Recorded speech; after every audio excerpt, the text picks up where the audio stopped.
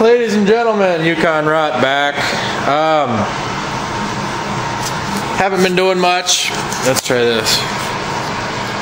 That work? Okay.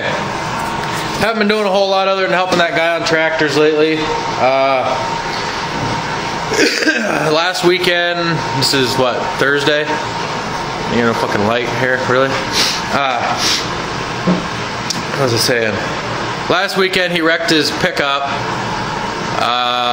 T-boned some other guy's pickup or something. Not a big deal, so he's got my pickup and I'm driving my red Probe. We're gonna work out good because he gets like 30 bucks a day for a rental car from his insurance company, so he's gonna pay me that, plus extra, plus for helping him on his tractors. Little heads up on what we've done. It ain't much, but everything on the bike is fitted. That's how the exhaust is going to be. It ain't going to be that long. I think what we come up with is we're going to do, and this might not be where it's supposed to be sitting either, but we're going to do 2 paint sticks wide. Well, that's 3, I guess. But it'll be 2 wide, sticking out. So it'll be, you know, out to here, just sticking out. And it's going to give it that old school, them old airplanes. I don't know how to explain, like the old World War II where the exhaust pipes come out the side of the engine compartment. Everything else is good. We got our wiring diagram there for the brake lights and stuff. He's just going to order 2 LED vertical strips. It's going to be a brake light and turn signal in each one. Then it's on to the speakers. He's going to replace these front ones too. And yeah, but today we got his wife's Trailblazer in here. And power steering pump. I'm going to help him out because he's got to work tonight at the bar, so I'm going to do this for him. Now, I can't really video this whole process here because there's really no room in this engine compartment, which sucks balls. But if you're doing this on your own vehicle, what I advise you to do is be your steel line. If I can get it here, be this one. If I can zoom in, it has an O-ring on it right there. Replace the O-ring. They give you one when you get your new power steering pump. Replace it. Put a little bit of oil on it, which you'll probably get a little oil off that line. And then you got your return line back here. Now what I do, they come with these little plugs. Take them out or you'll never get your thread started, obviously. I will set that down in there, get both lines started, and then I will start threading it into them 3 holes there. Just because if you get it mounted, trying to get that steel line in there is a son of a bitch. So, and this is like his 4th power steering pump from Napa.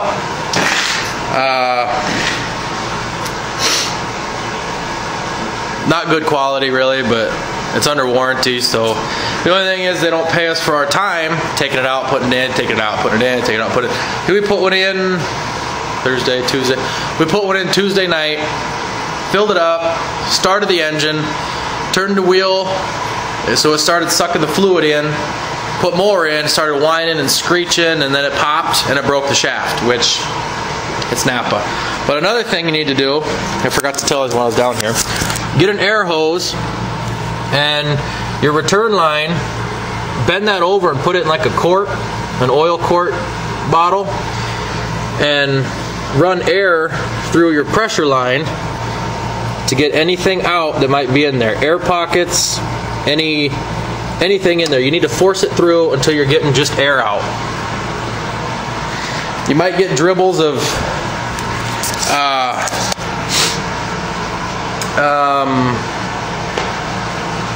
fuck am I thinking here? Power steering fluid. You might get some drips of power steering fluid and stuff out of there. But yeah, you want to get everything out that you can. And because actually, if you look on the warranty thing, I think it even says it on the pump. It says fluid flush filter. So I don't know, you're supposed to flush your system, which that's what I do, is force air through it until you're getting nothing out of it. And hopefully this one works. I can't get no light. And here in Iowa, I don't know if you can see that cold air. It's nice out, but the wind is a son of a bitch, and it's making it cold. So yeah, we're gonna get started on that, and then after I get this out, I'm gonna pull my car. God damn it!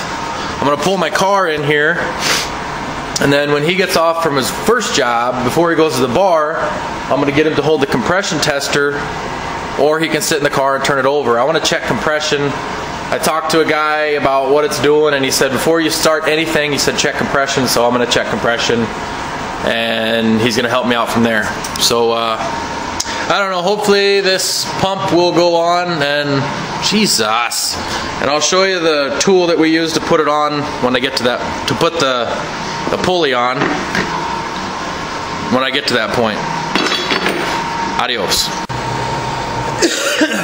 Alright, I'm ready to put the pulley on, and we got, where are we at here? It's a bolt with a push block, I would guess you say, and then there's a nut. These two are separate. What you want to do is spin this. Here, I'll show you. Alright, you're going to want to run this so you got a lot of bolts sticking through. And then when you go to put your pulley on, you got a bolt in the shaft that holds this on. You want to make sure your stud is screwed all the way in before you start turning this nut. You're going to want to hold a wrench on this end so this one doesn't move, and then you turn this one in. That'll run the pulley, it'll take it, and it'll just slowly push it on, and sit it back to where it needs to be, and you're good. But I'll take a little bit of grease or oil and put it inside here. That way when it's sliding on the shaft, there's a little less resistance, and show you what it's like when I'm done. Pow! It's done. Got her all done. Got the pulley on, belts on, and where'd my flashlight go? Show you guys a little trick. You don't need a fancy tool for this. The tool is nice, but you can get away cheating like this. On your pulleys, about every car, pretty sure, has that thing right there, that tensioner. Now they have a tool to put leverage on that to move it down, but if I can do this here, you can still see it. This is all I do because I'm a tight ass and I like breaking my knuckles. But if you can see, you can't really, but there's a little lip right here, and if you get just on this side of it with a long screwdriver, you can actually shove down on that to get your belt, where's it at, all the way around. It's easier if you have two people, because then you can hold both hands here and shove down, because when you push down, your knuckles are going to be like below here, and if they slip off, you're going to say a few choice words like I always do. But today everything went pretty good. Got the belt on, working the air bubbles out of the pump, and I think they've all pretty much disappeared. So, and what I also did before, I put a little fluid in the pump before I put the lines on, just so I knew I had fluid coming out both the holes. And then put the lines on, got the bolts started, put more fluid in it, and then that shaft that runs into the pulley, I spun it by hand a few times. It turns pretty easy. Just spin it over, make sure it turns free, and you're pulling the fluid down, and then tighten everything down, and On your dipstick, see if I can see it. You'll have, where's it at? There's an H and a C, hot and cold. You want to fill it to the cold line, because as it heats up, things expand. And if you're good on cold, when your motor gets warm and the fuel fluid gets warm, it'll go up to the high mark or the hot mark, and you're good to go. But I started the engine, ran it for like 10 seconds, shut it off, put more fluid in it, right there, and then capped it, started it up, turned the wheel, one rotation one way, one rotation back the other way, shut it off, check your fluid, then the next time go a couple times back and forth. You never want to run that fucker dry. It'll blow that pump, and then you get to take it all off again. And this is the tool to remove it. It's a little collar.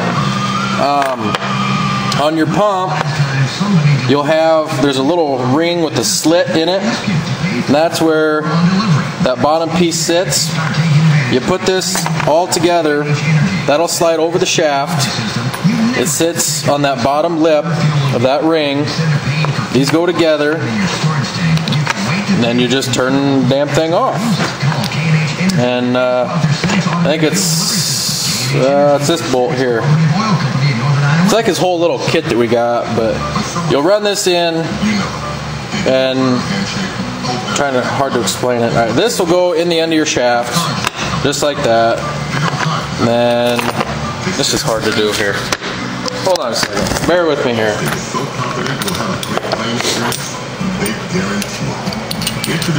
Alright, let's see if I can do this. Alright, that will snap around your lip on your pulley. This little end will go in the shaft and get that to thread in there. I put a little oil on it, but that goes in there. You tighten that down till it bottoms out in your shaft right there, and then this will all stay together once there's tension on it. Then you just put a wrench on, where are we at here, on this one, and slowly back it out, and with these lips around your collar, it'll suck the pulley off. It's sad that somebody made millions of dollars on a little handy-dandy tool, but yeah, that's the little kit. You can get them Napa's, Arnold's, whatever you guys have for parts stores. But no, I'm gonna put the air cleaner on, button her up, pull it outside, and another project done, bitch.